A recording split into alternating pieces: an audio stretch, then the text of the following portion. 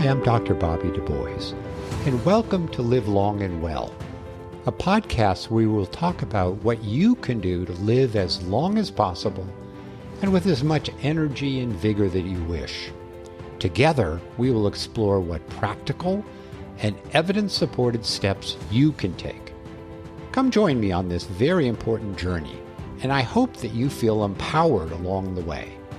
I'm a physician, Ironman triathlete, and have published several hundred scientific studies. I'm honored to be your guide. Welcome, everyone. Today, we're going to explore pillar number 6, which is the importance of social relationships in our lives.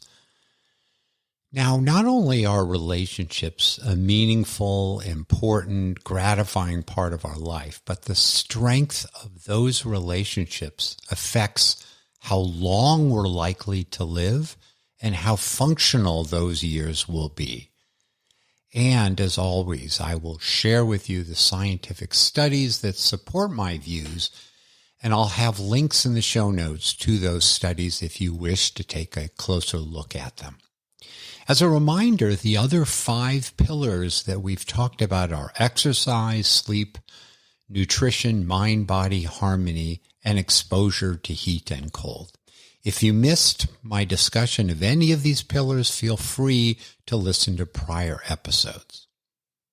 Well, the take-home messages for today are: first, social relationships are strongly associated with living longer. Second, relationships are associated with reduced risk of heart disease. And third, you can take a relationship self-assessment to see where you are and how you might improve them. My hope for today is that it will motivate you to think a bit about your social network and how you might improve it if you so wish. Now, I know that I've learned a lot from the evidence over the past few years, and it has influenced how I live my life. And I'll share a bit more about that later in the episode. Well, today I'd like to walk through 3 studies that help me to feel convinced that relationships are a critical part of living long and well. Well, the first study is something you might have heard about, maybe not the study itself, but the concept. And I think it sets the stage very well for our discussion. This was a study that followed 95,000 people who had become widowed and then followed them for several years to see what happened to them after one of the spouses died. What they found is soon after one spouse died, so too did the other one. Death within a week, death within the first month, death within the first 6 months was doubled. So when one spouse dies, there's a greater likelihood of death in the other. Now, what are the causes of that? Well, you could say it's not the relationship itself, it's common lifestyle and risk. So if one of the spouses smokes, maybe the other one did as well. But I believe that the underlying cause is really more about the loss itself and the grief associated with that. Now, we don't know the exact relationship for why the studies showed this, but it begins to develop the theme that relationships are not only an important part of enjoyment, but they can affect how long we live, and as soon we will talk about how well you can live.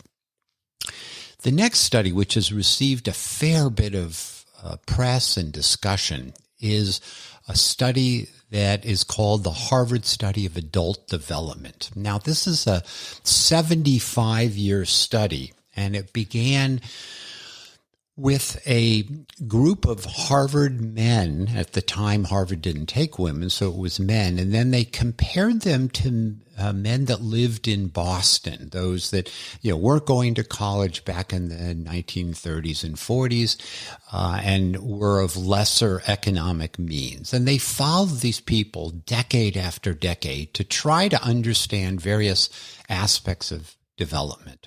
Now, pertinent to what we're talking about today, the researchers were interested in what might predict who lives a long life and a very functional one.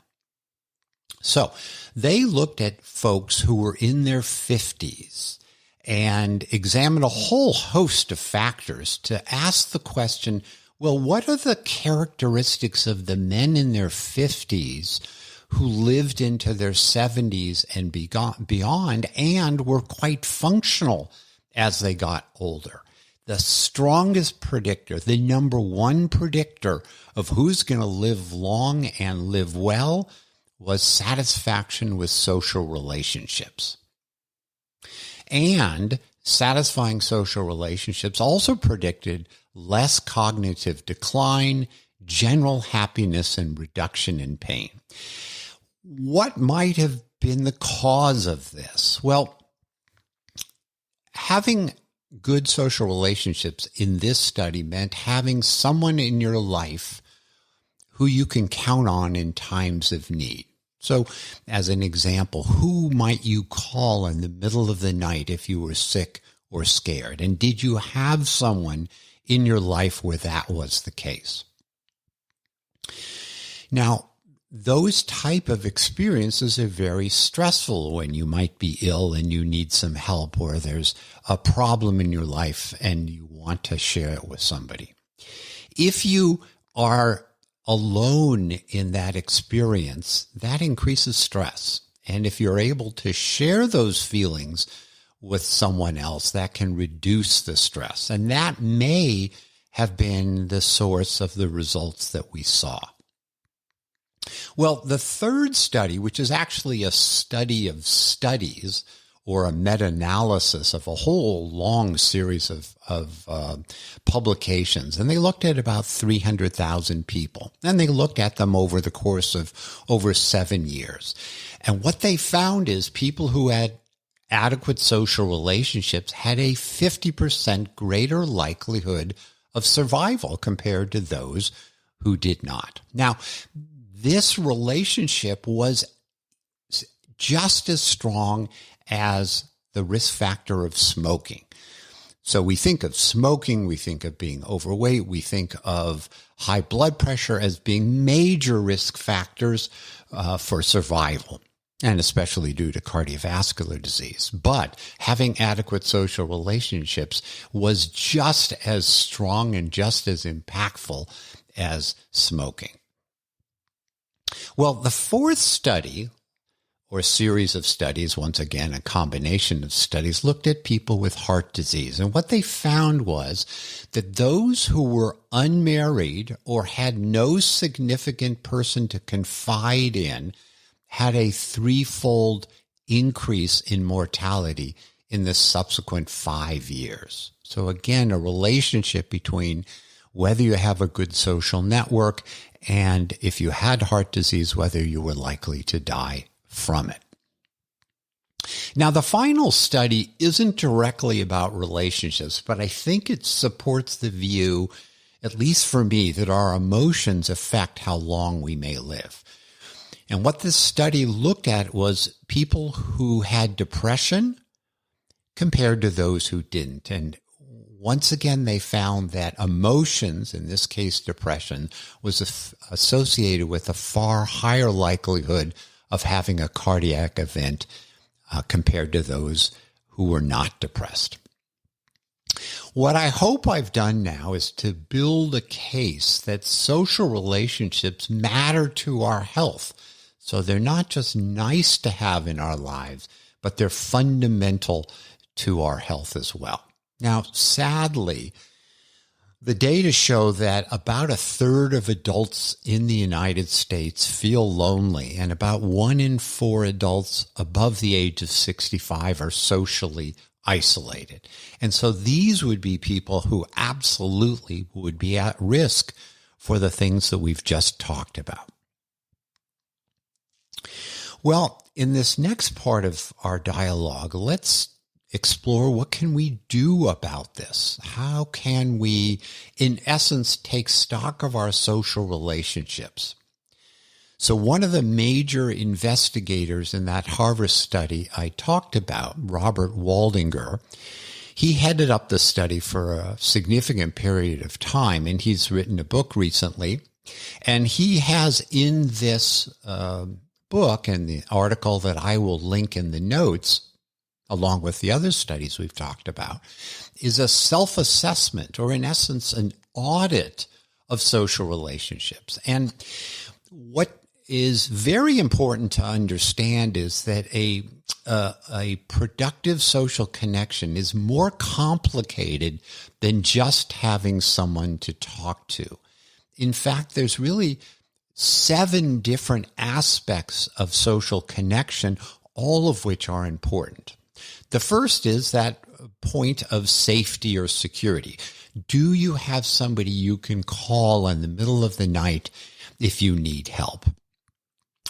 That's one type of a social connection that's important. A second is whether you have someone in your life that you can learn with or learn from and grow with. So somebody who might encourage you to try new things or to take chances or to pursue life's goals. A third is, do you have somebody that is emotionally close to you that you feel you can confide in, who knows pretty much everything about you, and again, the type of person you could call if you had a need.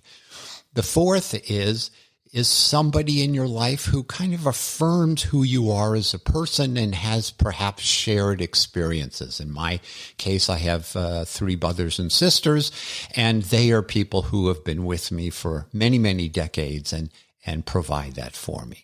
Of course, romantic intimacy is another part of having successful relationships. And somebody who can help you. Do you need help understanding how to fix something? My Wi-Fi is not working. My computer is not working. I'm trying to plant a tree and it's not working out very well. Somebody you can turn to. And then final aspect is fun and relaxation. Somebody you can just go out and have a good time with. One of the points to realize is that all 7 of these aspects of a social relationship don't have to come from one person. I am blessed to be married to Gail for over 40 years, and she provides obviously many of the elements I've just talked about, but I also realize that you need other people in your life to perhaps have fun in different ways, or, to learn different things than you might from your spouse. And what is very interesting about this audit is you can basically ask, do you have someone in your life that can help you with these types of 7 areas? And if it's not from one person, maybe you have another person who, you have fun with, somebody else you have romantic intimacy, and another person emphasizes sort of learning and growth for you. So having all of these met would be wonderful and will help you in so many ways. But again, it can be happening from multiple people in your lives. So where do I net out on all of the studies and all of the points I've raised? Well, I've been convinced that the evidence is pretty darn strong that social relationships affect how long I might live and how well I might function as the years go on. As I said, I'm blessed to have been married for quite a long time. I have 2 daughters, both of whom are married and have a grandson. And I realize that immediate family is crucial to my happiness and my health. But I also realized that I needed a broader set of important relationships. And over the last number of years, I've actively worked to build more connections with new people in my life to add to kind of the aspects of closeness that's very important. Now, as I get older, I realize that people will die in my life. So I might have a very, very close friend who might get ill and die. And as we age, our social circle is apt to get smaller and smaller. And so one of the lessons I've learned for myself and I'll put this out here for you, is that as you get older, perhaps have people in your life that are younger, perhaps a decade younger, perhaps 2 decades younger. So as you age and you may lose some of your friends or relatives, you will have another group of folks who are likely to outlive you and continue to be in your life for a very long time. So I've started to do that, and it's something that I think you might want to think about as well. Well, where do you go from here? Where do we all go from here? Well, I'm hoping that our discussion today has motivated you to think about your social network. Perhaps you're motivated to take the self-assessment, and I'll have a link to an article that you can read which will allow you to do that. Well, coming to the end of this episode, we have now completed the 6 pillars. And of course, we will return to them in the future episodes as new studies come out and to reinforce some of the points that I've raised. But now, after we have this baseline of 6 pillars, we can explore some new topics, and I think they're fun topics. Things like, should we take nutritional supplements? Most Americans do, and what's the evidence that they might help us? And I look forward to talking about that and sharing what I've learned from looking at that data. Another topic we'll explore is our morning coffee a good idea or a bad one? Now, what's the evidence about caffeine and coffee more generally? What about drinking alcohol? What do we know? In essence, what's the good, the bad, and the ugly on this topic? And that's something I want to explore together. Well, summer is rapidly coming. I live in Texas, and it's pretty much already arrived. What do we know about sun protection? And does it reduce the risk of skin cancer and aging of our skin? And how convincing is the evidence in that regard? Another topic is, how do I better navigate the healthcare system if I get ill? And how might I find a good doctor for me if I feel like I don't have one right now? Well, we are coming to a close. I welcome all feedback from you. Good feedback, not so good feedback, whatever it is that you think you can share. This is a very new podcast, and I would gain greatly from your input. Feel free to connect with me through my website, drbobbylivelongandwell.com, or on Instagram, drbobbylivelongandwell. I hope that you will continue with me on our journey, and I am honored to travel with you. Thanks so much for listening to Live Long and Well with Dr. Bobby. If you want to continue this journey or want to receive my newsletter on practical and scientific ways to improve your health and longevity, please visit me at drbobbylivelongandwell.com. That's Dr. Bobbylivelongandwell.com.